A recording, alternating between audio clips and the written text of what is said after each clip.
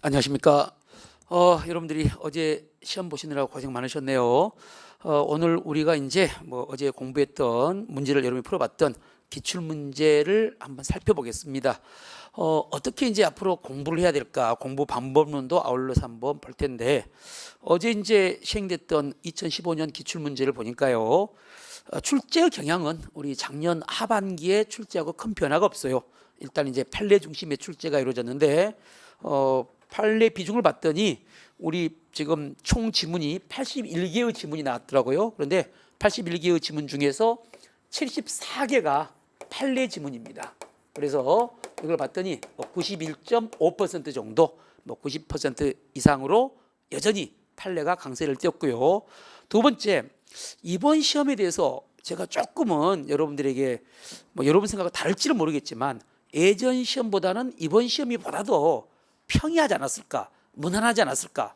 물론 이제 공부하신 분들이죠. 공부하신 분들 입장에서는 좀 더 점수가 더 잘 나오지 않을까 생각이 들어요. 왜냐하면은 예전 같은 경우는 우리 박스 문제가 보통 6 내지 7 문제가 박스 문제가 나왔거든요. 그런데 이번에는 박스 문제가 많이 줄었어요. 박스 문제가 3 문제가 나왔어요. 그리고 3 문제 중에서도 한 문제는 조합 선택형, 그리고 2 문제는 개수 선택형이죠. 물론 개수 선택이 어려운데 개수 선택형은 2 문제밖에 안 나왔어요. 그래서 예년보다 박스 문제가 적게 출제됨으로써 난이도에 있어서 조금 여러분들이 더 쉽게 느껴지지 않았을까. 그래서 시험 보고 나서는 형법은 좀 점수 좀 낮겠다 이렇게 생각을 하셨으리라고 생각해요. 물론 이제 뚜껑 열어보면 가채점에 보면 또 좀 달라지는 게 시험이지만은, 그러나 일단 예전보다는 박스 문제가 출제 비율이 떨어짐으로써 조금 체감상 난이도가 좀 낮지 않았을까 이렇게 생각되고요.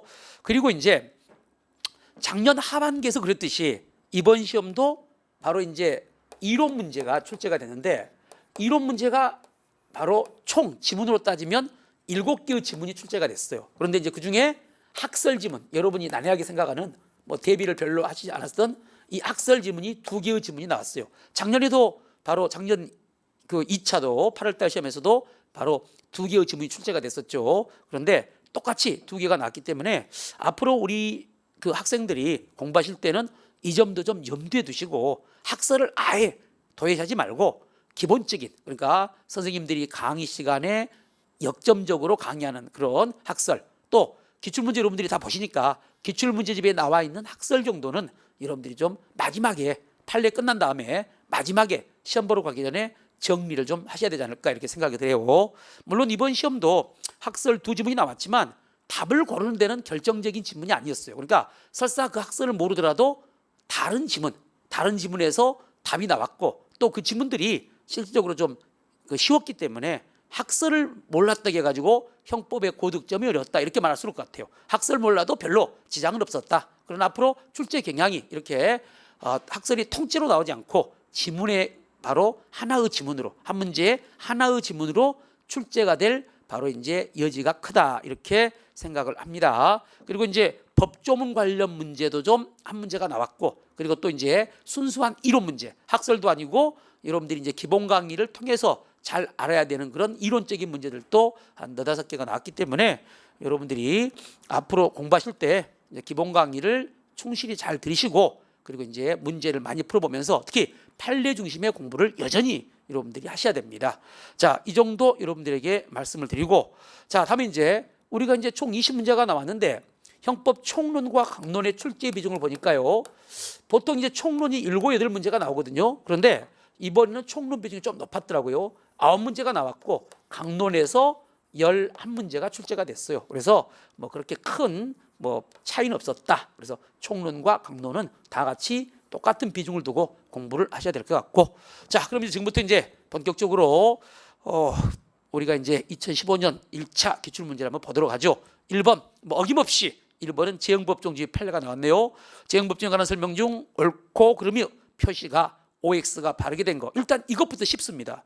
예전 같은 경우는 재형법정주의가 개수 선택형 문제가 나왔어요. 박스가 나가지고 재형법정주의에 관한 설명으로 옳은 것은 모두 몇 개인가, 이런 식으로 나왔기 때문에 지금 이렇게 기억부터 미음까지 5개가 소개되어 있는데 이 중에 하나라도 몰라버리면 틀렸다고요. 그런데 바로 이건 조합선택형, 실은 조합선택형은 어지간히면 공부는 맞출 수가 있어요. 그래서 이것부터 이번 우리 시험이 작년보다는 더 쉽지 않았나 생각돼요. 재형법정 중에 여러분들이 굉장히 어려워하는 그리고 틀릴 확률이 높은 문제인데 일단 우리에게 쉬운 조합선택형에 출제가 됐다는 것은 그 난이도가 보다 체감되지 않았을까 생각돼요. 자, 그럼 기억 봅시다. 견유 납부를 요구하는 교통관리 직원을 승용차 앞 범퍼 부분으로 들이받아 폭행한 경우, 여러분들이 이 판례를 어디서 공부하냐면은 특수폭행죄에서 공부합니다. 우리 판례는 바로 자동차를 위험한 물건으로 보고 또 바로 휴대란 말은 소지뿐만 아니라 널리 이용한다고 보죠. 그래서 자동차를 이용해서 폭행하는 것도 특수폭행죄가 돼요. 그래서 폭처법상 3조 1항에 위험한 물건을 휴대한 행위라고 봐서 바로 3조 1항 위반으로 보니까 이렇게 해석하는 것은 유추석 금지 원칙에 반하지 않죠. 그래서 기억은 5가 됩니다. 자, 니은 판례는 여러분들이 뭐 기본 강의 한 번만 들어도 알아야 될 판례입니다. 자, 논점만 말한다면 판례의 변경은 과연 소급표 금지 원칙의 적용 대상인가? 여러분이 아마 기억하고 있죠? 아닙니다.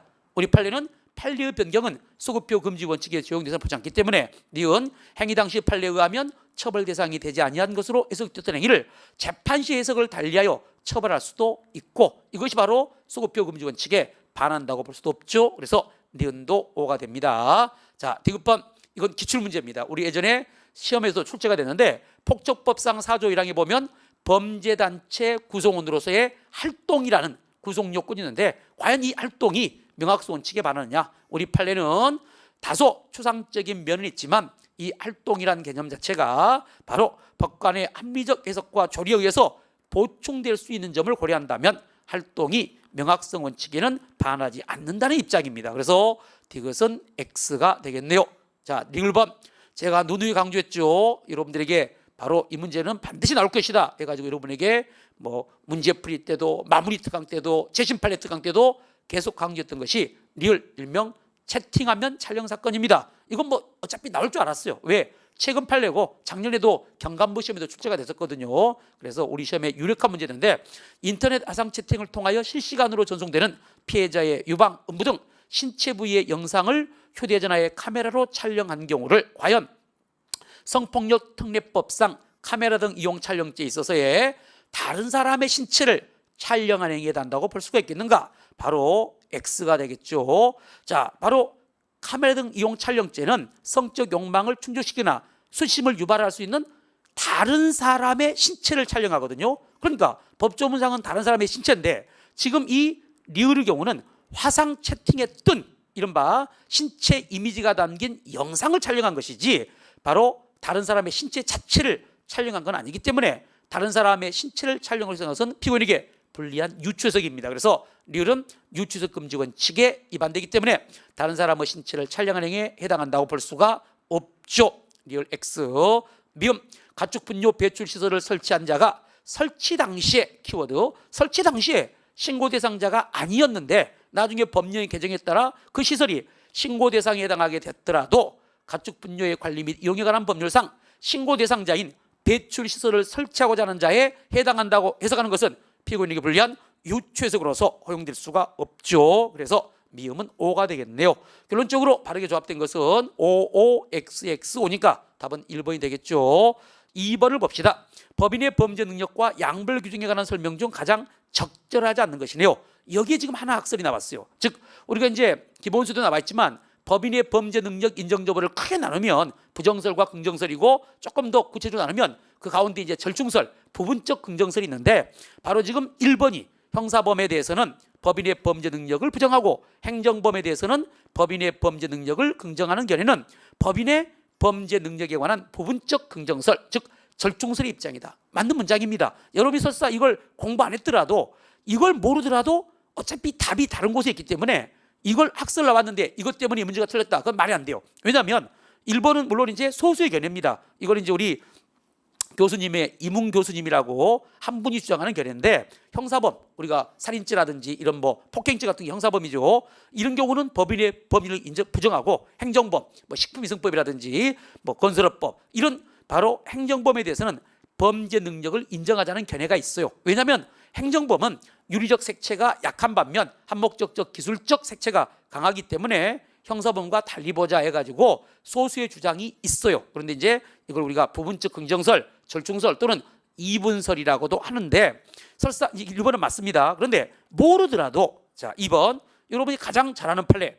법인이 처리를 할 의무를 지는 타인의 사무에 관하여는 법인이 배임죄 주체가 될 수 없고 그 법인을 대표하여 사무를 처리하는 자연인인 대표기관이 바로 타인의 사무를 처리한 자, 즉 배임죄의 주체가 된다는 것이 우리 판례의 입장이냐? 바로 그렇죠. 우리 판례는 법인의 범죄 능력을 부정합니다. 이게 바로 1984년 상가 2분양 사건이죠. 상가 2종 분양 사건에서 우리 판례는 법인은 명문으로 범죄 능력이 없기 때문에 배임죄의 주체가 될 수 없고 자연인인 대표기관이 배임죄의 주체가 된다고 봤기 때문에 2번은 뭐 굉장히 쉬운 판례죠. 3번 양불 규정이 있는 경우에는 당해 양불 규정에 법인격 없는 사단이나 재단이 명시되어 있지 않더라도 이게 키워드죠. 그러니까 양불 규정에 의하면 종업원 또는 법인을 처벌한다고만 규정돼 있고 법인격 없는 사단이나 재단에 대한 규정은 없는데 만약에 여기를 그 법인에다가 법인격 없는 사단이나 재단과 같은 바로 비법인 단체를 포함시키는 것은 피고인에게 불리한 유추석으로서 허용될 수 없습니다. 그래서 사단이나 재단에 양불 규정을 적용할 수 없다는 것이 판례 입장이죠. 그래서 3번이 틀렸네요. 4번 지방자치단체가 그 고유의 자치사무를 처리하는 경우, 원래 지방자치 사무가 바로 그 고유의 자치사무가 있고 국가기관의 사무를 대행하는 기관 임사무가 있는데 만약 이처럼 그 고유의 자치사무를 처리하는 경우는 지방자치단체는 국가기관의 일부가 아니고 국가기관과는 별도의 독립한 공법인으로서 바로 그 공무원에 대한 위반행위에 대한 바로 양불 규정에 책임을 져야 되는 양불 규정에 의한 처벌 대상이 되는 법인에 해당합니다. 그러니까 만약에 이와 달리 기관 임사무 같은 경우는 기관 임사무를 수행하던 공무원의 위법행위가 있더라도 지방자치단체는 양불 규정에 의한 처벌 대상이 되지 않지만 이처럼 바로 지방자치단체의 고유한 자치사무 경우는 그 지방자치단체의 공무원이 위법행위를 하게 되면 지방자치단체도 공법인으로서 양불 규정에 의한 처벌 대상이 된다는 것이죠. 그래서 4번은 O, 답은 3번이 되겠네요. 3번 인과관계에 관한 설명 중 바르지 못한 것이 나와 있네요. 여러분들이 뭐 인과관계 인정 여부는 기본강의 때나 문제 풀 때나 바로 나오면 OX가 나오도록 준비를 하라고 그랬죠. 자, 1번은 법조문입니다. 우리 형법 17조 어떤 행위라도 제의 요소들은 이연 발생에 연결되지 아니한 때는 그 결과로 인하여 바라지 않는다. 한마디로 바로 어떤 행위와 결과 사이에 인과관계가 없다면 기수로 바라지 않겠다는 것이죠. 17조의 법조문을 그대로 지금 적시해놨고 2번 자, 과실범에서는 미수가 인정될 수 없습니다. 맞는 말이야. 왜? 미수는 범죄 실현 의사를 전제로 한 개념이기 때문에 범죄 실현 의사가 없는 과실범에는 미수가 인정될 여지가 없죠. 그러나 주의할 거 과실범은 결과범입니다. 우리 형법상 9개의 과실범은 모두 결과범이기 때문에 결과범의 경우는 당연히 인과관계를 논합니다. 여러분이 기망기 때 말씀드렸지만 거동범과 결과범의 구별 실익 중에 하나가 인과관계 유무였죠. 따라서 과실범의 경우는 모두 결과범이기 때문에 과실행위와 결과 발생 사이에 인과관계가 있어야만 바로 과실범이 성립해요. 그래서 2번은 틀렸네요.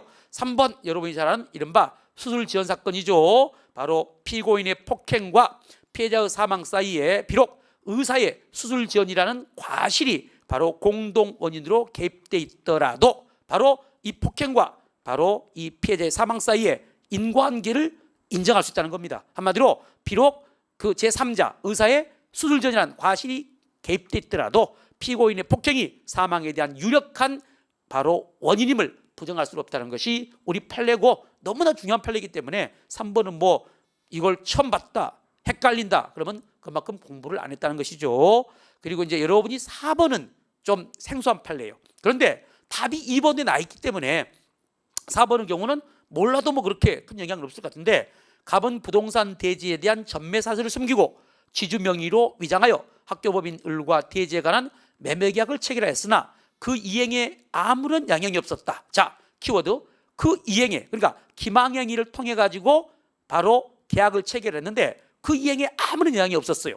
이때 피고인들의 기망행위와 이 법원의 처분행위에 쌓이는 인과관계가 없다는데 자, 여러분이 사기죄에서 사기죄 바로 일련의 과정을 보면 기망자의 기망행위가 있어야 되고 그다음에 피기망자 착오가 빠져야 되고 착오에 빠진 피기망자가 처분행위를 해야 되고 또 처분행위로 통해서 바로 재물이나 재산상 이익을 취득해야 되는 바로 일련의 과정을 거쳐야 되는데 이처럼 기망행위와 착오와 또 처분행위에 쌓이는 인과관계가 있어야 돼요. 그러니까 한마디로 4번처럼 기망행위가 있었더라도 그리고 피기망자가 착오에 빠졌더라도 그 처분행위 사이에는 인과관계가 없다면 사기죄가 될 수 없어요. 그래서 4번의 경우는 바로 기망행위가 있었지만 어차피 그 사실을 알았더라도 계약을 체결했을 것이라고 보기 때문에, 즉 명백히 바로 계약을 체결하지 아니했을 것이라고 인정되지 아니하고, 따라서 이 기망행위와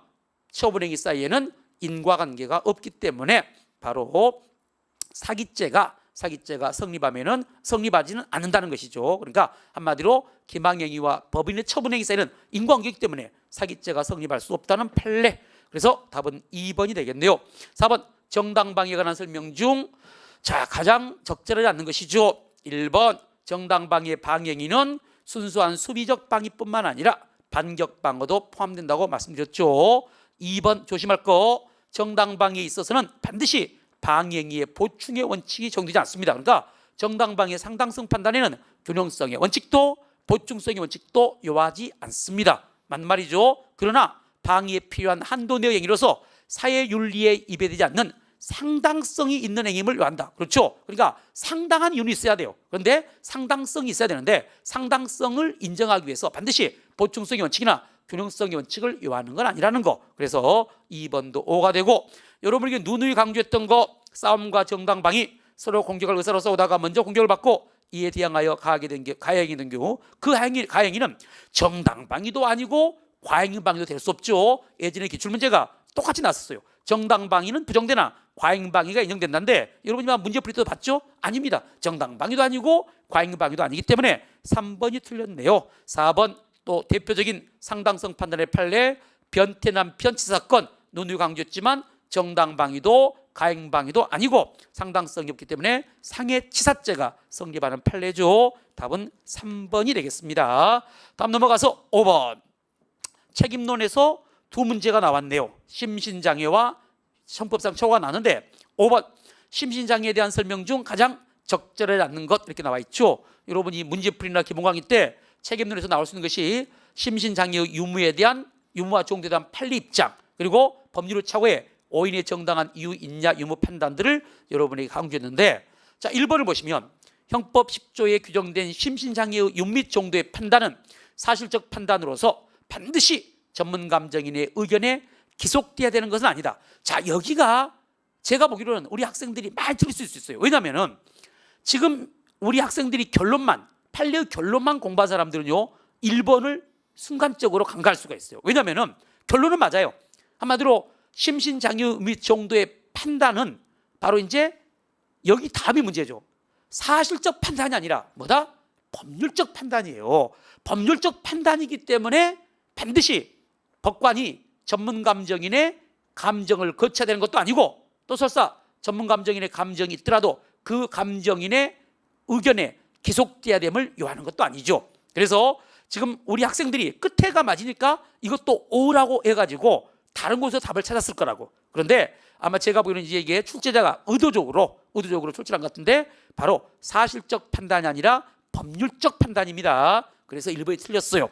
다음 2번 정신적 장애가 있는 자라고 하더라도 범행 당시 정상적인 사물 판별 능력이나 행위 통제 능력이 있었다면 심신장애로 볼 수 없다. 자 우리가 누누이 강조했죠. 우리가 문제풀이나 기본 강의 때도 말씀드렸고 또 마무리 특강 때요. 그러니까 바로 10조 1항 2항 즉 심신장애 의무의 판단은 우리 판례하면 혼합적 방법이니까 일단은 생물학적 요소인 정신적 장애, 심리장애도 있어야 되고 또 심리학적 요소인 바로 행위 당시에 사물 변별 능력이나 의사결정 능력이 없어야 돼요. 그런데 여기는 이른바 생물학적 요소인 정신적 장애는 있는데 이른바 심리학적 요소인 사물 판별 능력이나 행위 통제 능력이 있어버리면 심리장애 될 수 없죠. 둘 다 있어야만 심리장애가 있으니까. 그래서 2번은 5가 되겠고, 자 3번은 최근 판례인데 처음으로 나왔죠. 여러분에게 바로 성주물 성애증 사건 여러분 말씀드렸는데 바로 이른바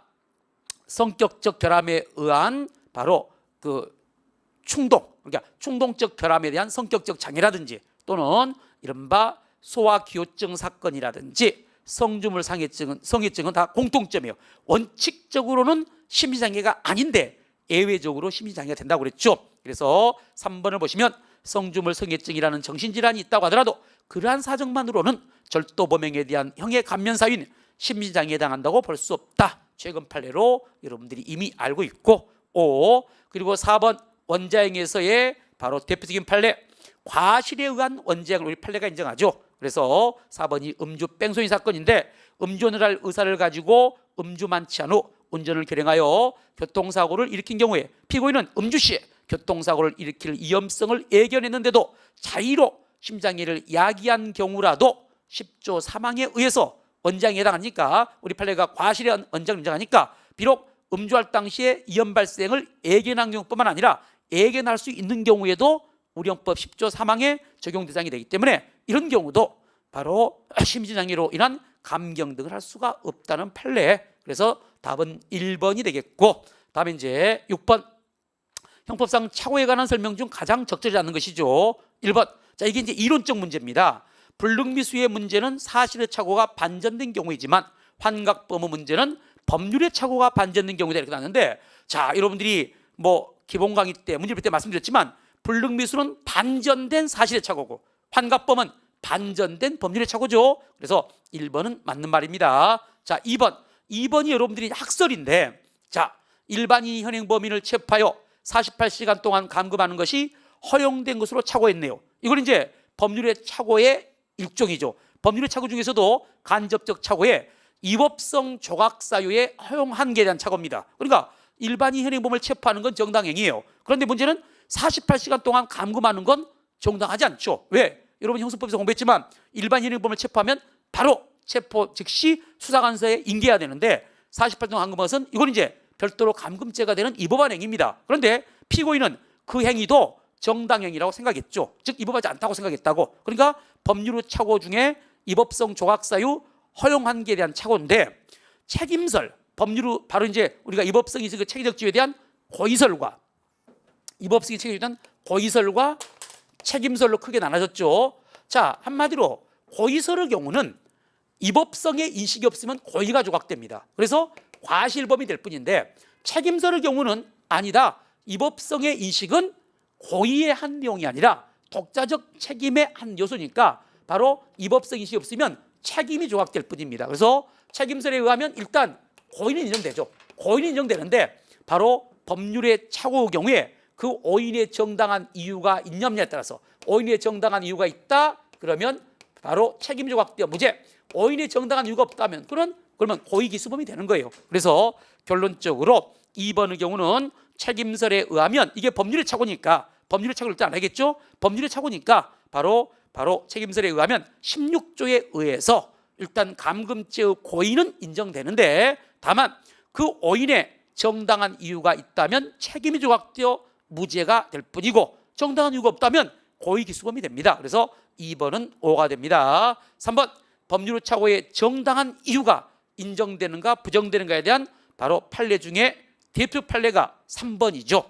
자, 공무원이 그 직무에 관해서 실시한 봉인 등의 표시를 손상, 은닉, 기타 방법으로 효용을 함에 있어서 그 봉인 등의 표시가 법률상 효력이 없다고 믿은 경우 그와 같이 믿은 데에 정당한 이유가 있는 이상 공무상 표시무효죄의 죄책을 면할 수 없다. 자, 여러분들이 기억나시죠? 민사소송법 기타 공법의 해석을 잘못하여 이 경우는 법률의 착오에 정당한 이유가 있습니다. 그런데 바로 이 경우는 이와 달리 법률의 착오에 정당한 이유를 부정했죠. 그래서 3번도 O가 되겠고 4번, 자, 이게 이제 예전에 사법시험 지문이었어요. 사법시험 지문인데 최근에는 2011년 해경 기출문제입니다. 그래서 여러분이 기출문제집 보신 분들은 2011년 해경 기출문제로 이 문제를 기출문제 볼 때 풀었어요.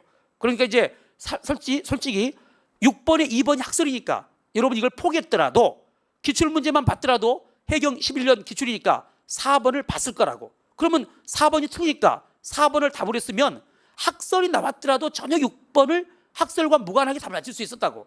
결론적으로 말하면 학설 때문에 틀린 게 아니라는 겁니다. 6번은 2번을 설사 몰랐더라도 일단 바로 4번의 경우가 2011년 해양경찰 문제로서 기출문제집에 나와 있다니까. 그러니까 기출문제를 공부한 사람들은 이걸 봤을 거 아닙니까? 산모가 자기가 분만한 적출영아를 사생아로 오인하고 치욕을 은폐하기 위해서 분만 직후 바로 영아를 살해한 경우인데 조심할 것은 이건 사실의 착오가 아닙니다. 왜냐하면 바로 이건 우리가 이제 영아살인죄는 일정한 동기를 요하거든요. 그 동기가 책임표지입니다. 특별한 바로 특유의 책임표지인데 바로 치욕을 은폐하거나 양육할 수 없음을 예상하거나 기타 차분한 동기가 요하는데 여기는 실은 이제 자기가 분만한 적출영한데 실은 객관적으로는 남편 사이에 태어난 애인데 바람피웠고 난 사생아로 생각하고 치욕을 은폐하기 위해서 바로 분만지고 살해했더라도 일단 치욕을 은폐하게 살한 건 맞아요. 그러니까 이것은 바로 책임 표지에 대한 착오이기 때문에 착오 이론이 적용되지 않습니다. 그래서 이 경우는 영아 살해죄가 성립하는 것이지 보통 살인죄가 아니죠. 그래서 4번은 틀렸네요. 7번 미수범에 관한 설명 중 가장 적절한 거 1번 금품을 절취할 생각으로 타인의 주머니에 몰래 손을 넣은 경우는 비록 그 주머니 속에 실제로 금품이 들어있지 않더라도 절도 미수죄가 된다. 일단 실행에 착수가 있고 절도죄가 기소가 되려면 절취할 재물을 취득해야 되는데 취득이 않았으니까 미수가 되겠죠. 물론 이제 일부 견해는 이것을 장애 미수로 보는 견해도 있고 또 일부 견해는 불능 미수로 보는 게 있는데 우리 다수설 및 판례는 불능 미수로 봐요. 그러니까 1번의 경우는 절도죄의 불능 미수가 된다는 거. 다음 2번 일반적으로 사람에게 공포심을 일으킬 수 있는 정도의 해악의 고지가 상대방에게 도달하여 상대방이 그 미를 인식했다면 자 협박죄에서 중요한 판례죠. 2007년 판례 현실적으로 공포심을 일으키지 않았더라도 이제는 협박죄가 기소가 됩니다. 그러니까 2007년 전에는 2번이 맞아요. 그런데 2001년 전원합의체 판결로서 우리 판례가 바로 일단 해악을 고지했고 상대방이 그 미를 인식했다면 설사 바로 상대방이 현실로 공포심을 갖지 않더라도 협박죄는 미수가 아니라 기수라고 봤습니다. 그래서 2번 틀렸고요. 3번 주거 침입의 고의로 야간에 타인의 집 창문을 열고 집 안으로 얼굴을 들이민 것만으로는 사실상 주거 평온을 해하였더라도 주거 침입죄의 미수를 구성한다. 아닙니다. 우리 판례는 일부 침입설 입장으로서 비록 신체 일부만 주거 안으로 들어갔더라도 그 일부의 침입이 그 거주자의 주거에 사실상 평온을 해할 정도가 된다면 주거 침입죄는 미수가 아니라 뭐다? 기수다. 일명 얼굴만 들이민 사건이었습니다. 3번 틀렸네요.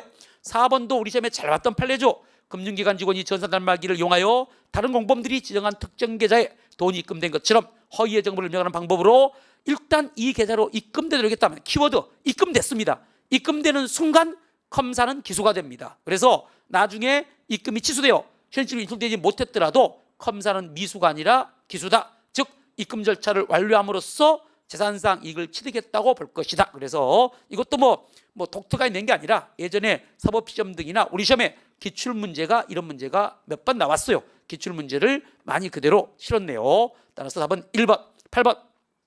자, 교사범에 관한 설명 중 가장 적절하지 않는 것 나와 있죠. 자, 1번 교사자의 교사행위에도 불구하고 피교사자가 범행을 승낙하지 아니하거나 피교사자의 범행 결의가 교사자의 교사행위에 의하여 생긴 것으로 보기 어려운 경우에는 이게 바로 이제 우리가 31조 3항에 실패한 교사가 될 것이고 실패한 교사자는 바로 교사자를 바로 교사범죄의 예비 의무에 준해서 처벌하죠. 1번은 O. 다음 2번. 자, 교사범이 공범관계로부터 이탈하기 위해서는 피교사자가 범죄의 실행에 나가기 전에 교사범에 의해서 형성된 피교사자의 범죄 실행죄를 해소하는 것이 필요합니다. 이게 이제 최근 판례로 이른바 공갈교사 사건에 대한 바로 판례죠. 공갈교사 사건의 경우에 바로 이 공갈죄의 교사범으로서 이탈을 인정하기 위한 요건이죠. 그래서 2번은 O가 될 것이고 3번.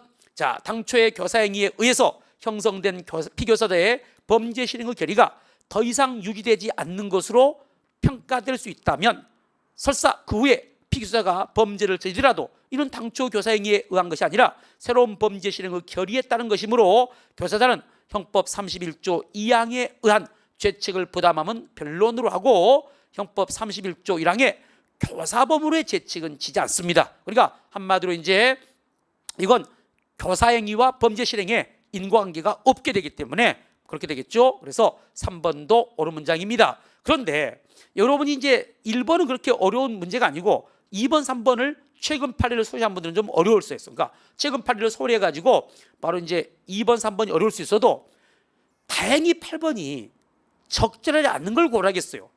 1, 2, 3, 4 중에서 가장 여러분이 잘할 수 있는 판례가 4번입니다. 교사범위 성립하기 위해서는 교사자가 피교사에게 범행의 일시, 장소, 방법 등 세부적인 사항까지 구체적으로 특정할 필요가 있다 없다? 없죠. 한마디로 세부적인 사항까지 특정하여 교사함을 요하지는 않기 때문에 바로 4번은 틀렸어요. 그러니까 8번도 여러분들이 2번, 3번 판례가 어렵더라도 4번은 기본 강의 때도 또 뭐 문제풀이 때도 그리고 굉장히 기출문제도 잘 나오는 판례이기 때문에 4번이 명확히 틀린 걸 알기 때문에 8번도 여러분이 득점에는 어려움이 없으리라고 봐요. 자, 9번으로 갑니다.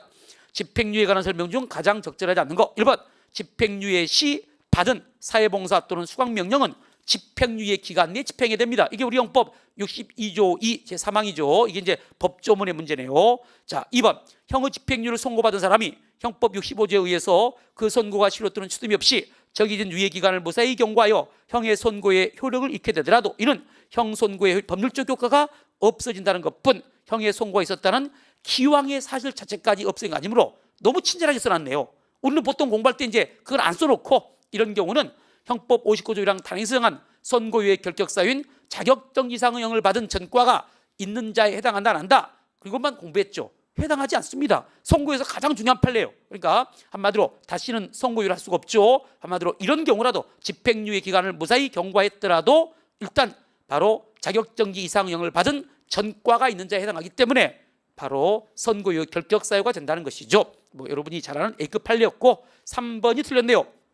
이것도 이제 법조문 관련 문제인데 일단 여러분들이 이것도 이제 뭐 기출문제로도 나왔고 문제풀이 때도 받고 마무리 특강 때도 받고 자 집행유예 선고를 받은 자가 유예기간 중 고의로 범한 죄로 금고 이상의 실형을 받아 판결이 확정될 때는 이게 바로 집행유예 취소제도가 아니라 실효사유입니다. 실효사유. 이게 실효사유죠. 따라서 집행유예 선고를 취소할 수 있다가 아니라 바로 그 판결이 확정될 때는 집행유예 선고는 효력을 잃는다겠죠. 그러니까 3번은 집행유예 취소에 관한 규정이 아니라 집행유예 실효에 관한 규정이니까 끝이 틀렸죠. 형법 63조 집행유예 선고는 효력을 잃는다. 틀렸고 4번 논의에 강조했듯이 하나의 자유형 중 일부에 대해서만 실형을 나머지에 대해서는 집행유예 이렇게 쪼개갖고 하는 것은 허용될 수 없다고 했습니다. 그래서 3번이 틀렸네요. 10번 살인죄에 대한 설명 중 가장 적절하지 않는 거. 자 1번 제왕절개 수술의 경우 의학적으로 제왕절 수술이 가능하였고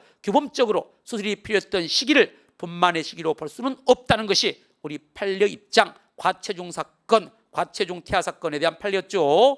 자 2번 사람을 살해한 다음 이를 은폐하기 위해서 사체를 유기했다면 사체 유기행위는 불가벌적 사후행위가 아니기 때문에 즉 살인죄와는 별도의 새로운 법을 침해하기 때문에 살인죄와 사체유기죄는 경합범 관계에 있죠. 3번 자 고의에서 우리가 공부했죠. 강도가 베개로 피해자의 머리부분을 3분간 누르던 중 피해자가 저항을 멈추고 사지가 늘어졌음에도 계속 눌러. 여기서는 키워드가 사지가 늘어졌음에도야. 사지가 늘어졌는데도 계속 눌렀다는 것은 살인의 고의를 부정할 수 없다는 겁니다. 이렇다면 살인의 고의가 있다고 해서 강도 살인죄를 인정합니다. 4번 아주 오래된 판례입니다. 1959년 판례인데 여기서 우리가 보다시피 여러분들이 가끔 보면 우리 학생들이 너무 최신 판례만 공부하는 사람이 있어요. 기출문제도 마찬가지야. 기출문제도 뭐 최근 3개년 기출문제만 보고 시험에 들어가거나 최근 뭐 3개년 기출 판례만 보고 들어가는데 정말 위험합니다. 왜? 출제자가 최근 3개년 기출문제나 최근 3개년 판례에서만 출제를 합니까? 여기 보십시오. 여러분도 태어나기 전에 저도 태어나기 전인 59년 판례도 나와요. 자 바로 여러분이 4번의 경우는 제가 이런 말 했죠. 예비죄에서 예비의 객체는 특정돼야 되기 때문에 바로 내 비를 건드린 놈은 아무나 죽이겠다 해가지고 칼을 구입하는 것은 살인 예비가 아니라고 봤어요. 그에 대한 판례입니다. 간첩이 간첩 행동을 제외하는 자를 살해할 의도로 권총을 휴대하고 남아있다 하더라도 키워드 살해 대상 인물이 결정되지 않은 이상 예비라고 볼 수 없다는 것이죠. 그래서 답은 3번이 바로 옳은 문장이 되겠네요. 11번으로 갑니다. 강제추행죄에 대한 판례. 자 여러분이 뭐 다 아는 판례들이죠. 1번이 고추만 만진 사건이었습니다. 과연 담임선생님이 남학초등학교 4학년 학생의 고추를 만진 것이 미성년자 의제강제추행죄 추행에 해당하겠는가? 우리 판례는 자 미성년자 강제추행죄는 고의범인데 그 고의는 13세 미만의 사람을 추행한다는 인식만 있으면 되지 더 나가서 성욕을 자극, 흥분, 만족시키는 주관적 동기나 목적은 필요 없기 때문에 이때도 추행에 해당한다는 것이 판례 입장이고 자 2번이 최근 판례입니다. 이게 2014년 판례 일명 장애인 제모 사건인데 자 바로 피고인이 갑에게 정신장애가 있음을 알면서 인터넷 쪽지를 이용하여 갑을 피고인의 집으로 유인한 다음에 성교행위와 제모행위를 한 경우에 성폭력범죄 처벌이라는 특별법상 장애인에 대한 위계에 의한 간음죄나 강제추행죄가 되겠는가인데, 자, 여러분이 이와 유사한 판례들 기억나시죠? 우리가 미성년자 간음죄나 심신미약자 간음죄도 위계 또는 위력을 행위태양을 하고, 이때 위계는 간음 자체에 대한 위계였기 때문에 단지 여러분이 기억나시는 거, 한마디로 남자친구를 소개시키겠다고 유인해가지고 여관으로 와가지고 간음하는 것은 심신미약자 간음죄가 아니었죠. 또 바로 성경험 있는 중학교 3학년생에게 성교의 대가로 얼마를 주겠다고 꼬셔가지고 성행위를 했더라도 이것도 위계에 의한 간음은 아니었습니다. 왜냐하면 이때의 위계는 아까 말한 것처럼 간음 자체에 대한 위계를 의미하기 때문에 이 경우는 갑이 피고인의 유인행위로 간음행위나 추행행위 자체에 대한 착오에 빠졌다거나 이를 알지 못하였다고 할 수 없기 때문에 피고인의 행위는 바로 장애인에 대한 위계에 의한 간음죄가 안 된다는 겁니다. 2014년 9월 판례, 굉장히 최근의 판례입니다. 자, 3번은 여러분이 공부했던 보복 목적 추행죄죠. 피고인이 알고 지내던 여성이 자신의 머리채를 잡아 폭행을 가하자 보복할 목적으로 여성의 입술, 귀, 유두, 가슴 등을 입으로 깨무는 행위를 했더라도 이것은 추행이 돼요. 아까 말씀드린 것처럼 강제추행죄에서 추행을 할 때, 강제추행죄는 폭행 협박으로 사람을 추행한다는 인식만 있으면 되는 것이지, 더 나아가서 성욕을 자극, 흥분, 만족시키는 주관적 목적이나 동기는 필요 없기 때문에 바로 이렇게 보복의 목적으로 추행했더라도 강제추행죄는 된다는 거. 그리고 자, 4번 성기를 보여준 사건이죠. 단순히 피고인이 바지를 벗어 자신의 성기를 보여준 것만 갖고는 폭행 협박으로 추행했다고 볼 수 없다. 왜? 강제추행죄는 침해범이기 때문에 바로 피해자의 성적 결정의 자유를 침해해야 되는데, 이런 것 갖고는 이때 이제 피해자가 48세 여자였죠. 48세 여자 앞에서 차량과 사람들이 왕래가 빈번한 곳에서 자기의 바지를 벗어가지고 성기를 보여준 것만 갖고는 그 피해자에 대한 성적 자유를 침해했다고 볼 수 없기 때문에 성기를 보여준 사건은 강제추행죄가 아니었습니다. 그래서 답은 2번이 되겠고, 문제는 2번 판례가 최근 판례예요. 그러니까 우리가 이제 최근에 3개년 최근 판례 했죠. 그때 다뤘던 문제입니다. 그런데 만약 최근 3개년 판례를 공부 안 했던 분이라도 1번과 3번, 4번은 다 출제가 예상되는 판례들이었기 때문에 1번, 3번, 4번 알아버리면 답이 2번밖에 될 수가 없어요. 그러니까 결론적으로 2번을, 이 11번을 틀린 것은 2번만 모른 게 아니라 1, 3, 4 중에 또 다른 모르는 판례가 있었다는 겁니다. 바로 그 점.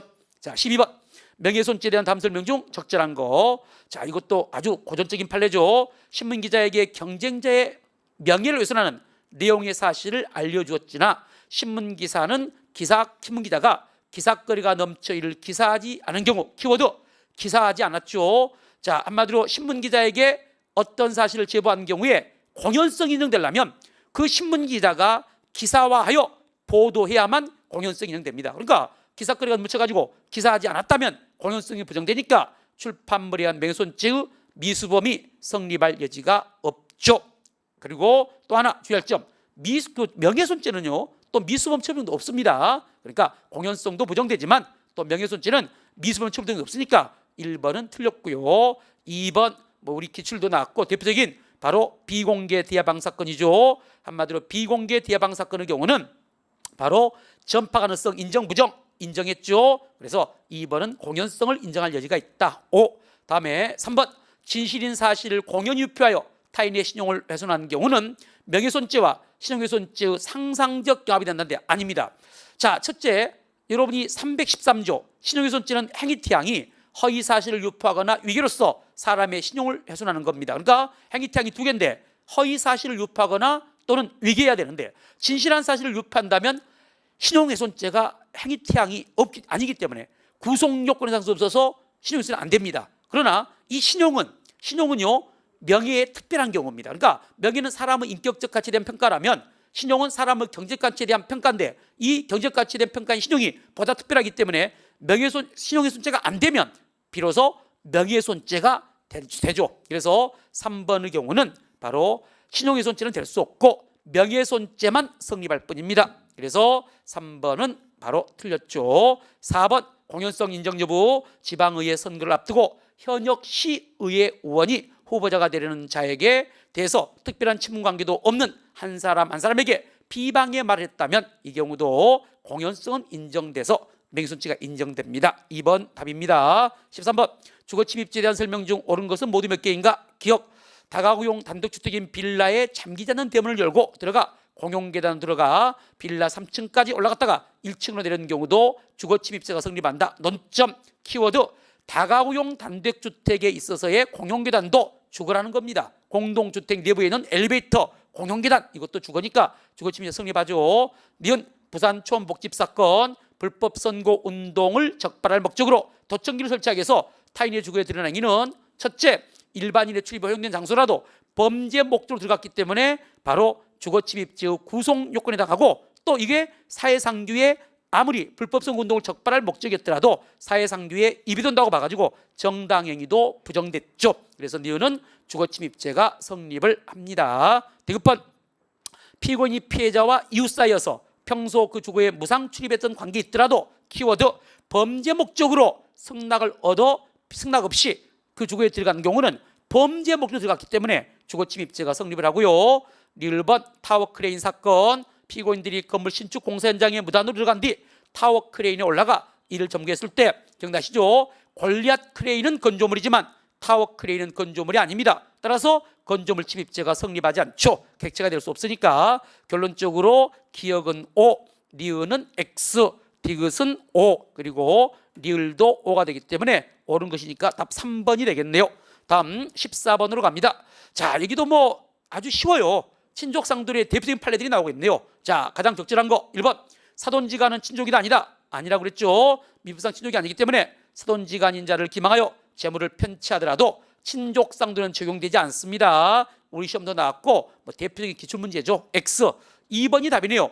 친족관계 있는 자에 대해 흉기를 휴대해서 공갈죄를 범한 경우는 원래 이게 이제 이른바 흉기 휴대 공갈이니까 이른바 폭처법 위반이 되는데 기억나시죠? 특경법 위반이든 폭처법이든 특경법상의 그러니까 특별법상의 제3범죄는 바로 제3범죄의 성질을 잃는 건 아니기 때문에 여전히 형법과 마찬가지로 형법상 제3범죄처럼 친족상들에가 적용돼요. 그래서 2번의 경우는 폭처법상 공갈죄일지라도 제3범죄의 성질은 유지되기 때문에 친족상에 적용되는 것이고 3번도 그런 의미로 특경법상의 즉 바로 이 사기죄로 인한 이득액이 5억 이상이 되면 특경법이 적용되는데 바로 그런 경우라도 형법이 비록 적용되지 않고 특경법에서 가중처벌되지만 특경법에서 사기죄도 제3범죄의 성질은 잃지 않기 때문에 여전히 친족상들은 적용됩니다. 그래서 3번 틀렸고 4번 자 친족의 범위와 관련해서 횡령죄 가장 중요했죠. 횡령법인이 피해 물건의 소유자와 위탁자 중 한쪽과 친족관계에 있는 경우에 대해서는 친족상들이 적용 안 돼요. 그렇게 강조했습니다. 양자 모두 친족관계가 있어야만 친족상에 적용된다고 그렇게 떠들었기 때문에 여러분이 뭐 이건 기억에 잘 날이라고 봐요. 그래서 14번의 답은 2번. 다음 15번 강도죄에 대한 설명 중 가장 적절한 겁니다. 1번 갑과 을병이 타인의 재물을 절취하기로 공만 후 갑은 망을 보고 을과 병이 재물을 절취한 다음 단안에다가 피해자에게 발사자 체포를 면탈할 목적으로 피해자를 때려 상해를 입혔다면 그러니까 특수절도 합동절도의 1인이 바로 체포 면탈 목적으로 폭행을 하여 상해를 가했다면 바로 이제 그 자는 바로 절도가 폭행하는 순간 중강도가 되고 상해를 가했으니까 강도상해죄가 됩니다. 그런데 문제는 바로 이 갑이 망을 보고 있었는데 이 갑도 이를 전혀 예견하지 못했다고 볼 수 없기 때문에 조심할 거 강도치상죄가 아니에요. 우리 통설은 강도치상죄를 보는데 김홍학 때 말씀드렸죠. 한마디로 강도의 공범 중 1인이 상해를 가하면 강도상해죄가 됐듯이 여기도 일단 중강도의 공동정이 됐는데 중강도죄 그 범인 중 한 명이 상해를 가게 되면 나머지 자도 강도상해죄의 공동정범 책임을 면할 수 없어요. 그러니까 1번은 잘못된 것이 뭐냐면 강도치상죄가 아니라 뭐다? 강도상해죄가 된다는 겁니다. 그래서 1번 틀렸어요. 자, 2번 최근 판례입니다. 피고인이 술집 운영자 갑으로부터 술값의 지급을 요구받자 술값 지급을 면하기로 마음먹고 갑을 유인 폭행하여 도주함으로써 술값의 지급을 면했더라도 이건 중강도죄가 될 수 없어요. 이것도 뭐 예상되는 판례죠. 왜냐하면 첫째 중강도의 주체는 절도입니다. 그리고 또 절도죄의 객체는 재물이기 때문에 이런 경우는 절도죄의 실행에 착수도 없고 또 바로 술값 떼먹고 도망간 것은 재물을 취득한 것도 아니죠. 그래서 재물을 객체로 하는 중강도죄도 아닙니다. 그래서 2번 틀렸고 3번은 결과적 가중범에서도 공부를 했고 방아츠도 공부했던 대표적인 판례.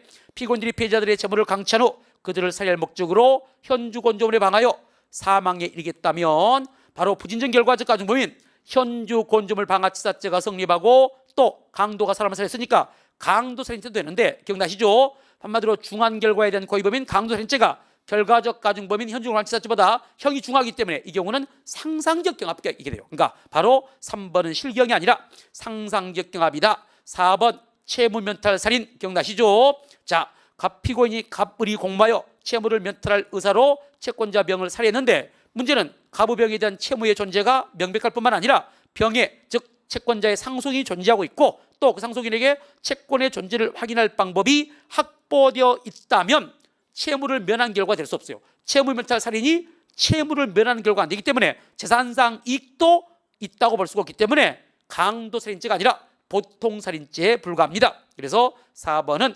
보통살인죄가 성립합니다. 답 2번. 16번 사기죄에 관한 다음 설명 중 가장 적절하지 않는 것이죠. 자, 여기도 뭐 기억은 김항영의 정도에 관련해서 고향 한우마을 사건이죠.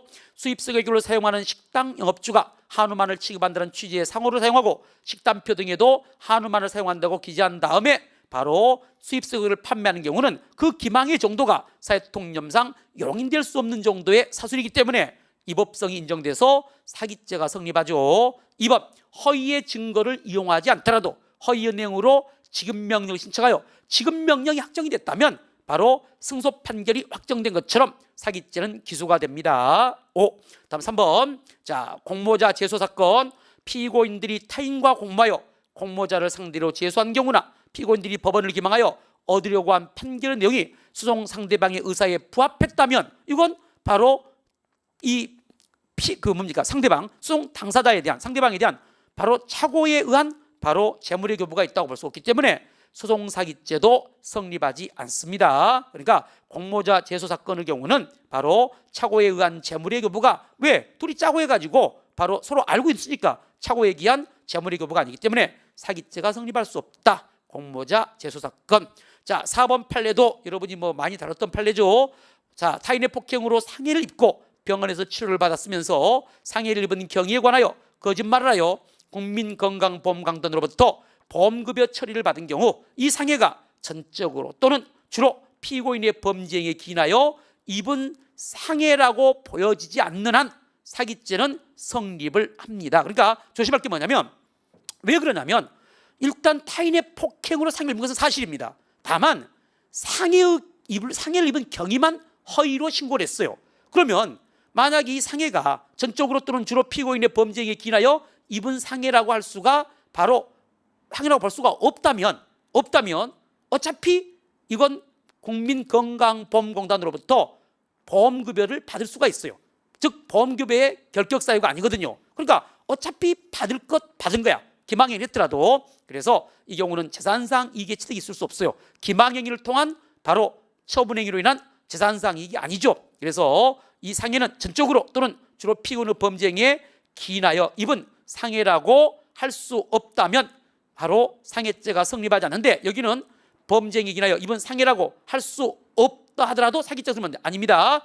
설사 바로 전적으로 또는 주로 피고인의 범죄 행위에 기인하여 입은 상해라고 할 수 없다면 할 수 없다면 사기죄는 성립하지 않습니다. X. 다음 그래서 답은 4번이 되겠고요. 17번 횡령죄에 관한 설명 중 가장 적지 않는 거. 자, 1번도 우리가 문제 풀이 때도 다뤘던 문제죠. 마무리 때도 봤던 것이고 원래 사립학교의 교비에게 속하는 자금으로 지출할 수 있는 항목이라는 차입금을 상환해서 그러니까 뭔 말이냐 원래 교비에게 속하는 자금을 지출해야 되는데 교비에게 자금이 없어가지고 돈을 빌려가지고 그 용도로 사용을 했어요. 그리고 나중에 교비에게가 생기니까 그 교비에게 자금에서 그 차입금을 지출했다면 이건 바로 교비회계 자금의 목적의 사용이 아닙니다. 그래서 불법 영득사가 없어요. 그래서 횡령죄가 성립하지 않습니다. 1번이 틀렸고요.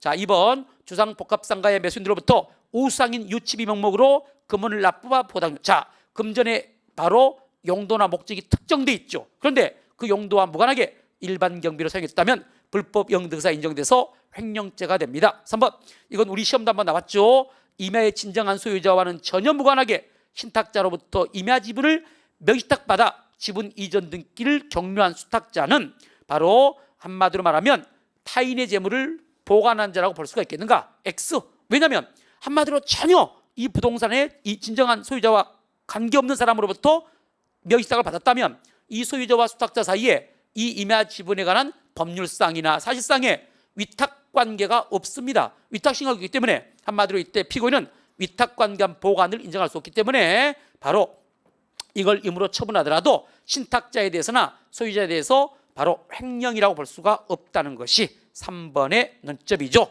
그리고 3번은 위탁관계한 보관을 인정할 수 없기 때문에 횡령죄의 주체가 될 수가 없다는 거. 4번은 우리 시험에 종종 나오네요. 일명 시책비 사건이라고 그랬죠. 시책비 사건. 보험을 유치하면서 특별이익이 제공되는 특별이익 제공하는 무관한 통상적인 실적급여로서의 시책비를 지급받아 그중 일부를 개인적 용도로 사용했더라도 이 시책비라는 것이 바로 용도가 엄격히 제한된 자금이 아니기 때문에 바로 그 일부 개인적 용도로 사용했더라도 이건 바로 횡령죄라고 볼 수가 없다는 겁니다. 그래서 시책비 사건은 횡령죄 X라고 여러분들이 다 공부가 돼 있었죠. 17번은 1번이 답이 되겠네요. 다음 18번 장물죄에 관한 설명 중 가장 적지 않는 거. 1번 장물죄에 있어서 범범의 행위에 관한 법적 평가는 그 행위에 대해서 우리형법이 적용되지 아니하는 경우에도 우리형법을 기준으로 한다. 이 말은 뭔 말이냐? 자, 장물이란 뭡니까? 재산범죄에 의하여 영득된 재물이니까 범범이 재산범죄가 성립해야 돼요. 즉 재산범죄의 구성 요건에 나가고 이 법은 해야 되는데 그때 범범의 재산범죄 성립 여부는 비록 범범의 행위가 우리나라 영역 밖에서 이루어졌더라도 그 범범의 행위가 재산범죄인가 아닌가에 대해서는 우리 형법을 기준으로 재산범죄 여부를 판단한다는 겁니다. 1번은 O. 2번 작물인 기금속의 매도를 부탁받은 피고인이 기금속이 작물임을 알면서도 매매를 중개하였고 이 순간 바로 작물 낯설지는 기수가 됩니다. 따라서 매수인에게 이를 전달하다가 매수인을 만나기 전에 체포됐더라도 작물 낯설지는 기수가 됩니다. 그래서 2번이 틀렸네요. 자, 3번 작물 인정을 모르고 작물을 보관하였다가 그 후 작물 인정을 알게 된 경우 그 정을 알고서도 이를 계속하여 보관하는 행위. 자, 여러분이 기억나시죠? 계속 이렇게 보관하면 그때 이제 알았을 때부터 작물 보관죄가 되는 겁니다. 그러나 만약에 바로 이 경우에 점유할 권한이 있었다. 그런데 채권담보죄로 작물을 보관받고 있는 것처럼 점유할 권한이 있었다면 이런 경우는 설사 그 정을 알고 계속 보관하더라도 작물 보관죄는 성립하지 않는다는 A급 판례니까 여러분이 잘 아는 판례일 것이고 4번 컴퓨터 등 사용사기죄의 범행으로 예금 채권을 취득한 다음 자기의 현금카드를 사용하여 현금 자동 지급기에서 현금을 인출한 경우에 그 인출된 현금은 작물이 될 수 없다. 그렇죠? 컴사로 인하여 예금 취득하면 바로 컴사가 됐고 문제는 자기의 현금 카드를 사용해서 현금 대행에서 인출하게 되면 이 인출된 현금은 작물이 아닙니다. 왜? 자기의 현금 카드를 사용해서 현금 인출한 행위는 절도죄가 아니거든요. 그러니까 이때 현금은 절도로 영득한 재물이 아니기 때문에 바로 작물이 될 수 없죠. 그래서 답은 2번이 되겠네요. 19번 자, 다음 중 공문서 부정행사죄가 성립하지 않는 것은 모두 몇 개인가? 자, 기억도 고전적인 판례 습득한 타인의 주민등록증을 가족의 것, 정확히 말하면 엄마 것이라고 제시하면서 그 주민등록증상의 명의로 이동전화 가입 신청을 했다면 과연 이게 공문서 부정행사가 되는가? 자, 공문서 부정행사죄가 되려면 첫째, 사용 권한 없는 자가 그 문서를 본래의 사용 용도로 사용해야 되는데 주민등록증은 신분을 증명하는 문서이기 때문에 바로 이동전화 가입 신청하면서 바로 가족의 부탁으로 바로 이동전화 가입한다고 하면서 주민등록증을 보여줬다면 이건 본래의 사용 용도인 신분 확인용으로 사용한 것이 아니기 때문에 공문서 부정행사가 부정됩니다. 자, 니은 경찰서에서 조사를 받는 과정에서 인적사항을 확인하는 경찰관에게 자신 것인 양 타인의 운전면허증을 제시했습니다. 기억나시죠? 우리 판례는 운전면허증은 운전을 할 수 있는 자격을 증명하는 문서일 뿐만 아니라 신분을 증명하는 문서이기도 하기 때문에 바로 인적사항을 요구하는 경찰관에게 타인의 운전면허증을 제시하는 경우도 사용 목적에 따라 행사된 사용 용도에 따른 행사가 되기 때문에 바로 공문서 부정행사가 인정됩니다. 디귿번 타인의 주민등록표 등본을 그와 아무런 관련이 없는 사람이 마치 자신의 것인 양 행사한 경우 키워드 주민등록표 등본. 물론 주민등록표 등본은 공문서입니다. 그런데 조심할 거 공문서 부정행사죄의 공문서는 우리가 문서에 관한 제 공문서를 다 총칭하는 게 아닙니다. 문서에 관한 제에서의 공문서 중에서도 사용권한자와 용도가 특정된 공문서만 공문서 부정행사 공문서가 되기 때문에 주민등록 등본은 사용권한자와 용도가 특정돼 있지 않고 다양합니다. 다시 말하면 반드시 본인이나 세대원만이 사용할 수 있는 것도 아니기 때문에 본즉 객체가 될 수 없어요. 그래서 공문서 부정행사가 성립하지 않습니다. 를 갑선박에 의해 발생한 사고를 마치 을선박에 의해 발생한 것처럼 허위 신고를 하면서 그에 대한 검정용 자료로서 을선박의 선박 국적증서와 선박 검사증서를 제출했을 때, 자 여기는 바로 어떤 논점이냐? 아까 우리가 기억 니은에서 봤던 것처럼 공문서 부정행사죄에서 부정행사가 두 가지 의미를 가져요. 첫째, 기억 니은처럼 바로 사용권한 없는 자가 사용했을 때는 그 문서를 본래 용도에 따라 사용해야 됩니다. 한편 또 다른 의미, 부정행사는 다른 말로 또 다른 의미가 있어요. 설사 사용권한이 있는 자도 부정행사가 가능해요. 즉 사용권한 있는 자가 그 문서를 본래의 용도를 벗어나서 행사하는 경우도 공문서 부정행사가 됩니다. 그런데 리을의 경우는 바로 이제 사고가 선박 사고가 발생했는데 바로 발생한 그 을선박에서 발생한 것처럼 허신고하면서 검정용 자료로서 을선박의 선박 국적증서와 선박 검사증서를 제출했는데 이 선박 국적증서나 선박 검사증서는요 바로 이 선박의 국적과 항행할 수 있는 자격을 증명하는 용도로 사용된 것뿐이기 때문에 이것은 그 본래 용도와 그러니까 선박 국적증서 등의 용도를 벗어난 행사라고 볼 수가 없죠. 그래서 공문서 부정행사가 아닙니다. 선박 국적증서 사건 기억나시죠? 선박 국적증서 사건도 기출문제로 출제가 많이 됐기 때문에 여러분이 잘 정리할 필요가 있겠고, 자 그래서 답은 3번이 되겠네요.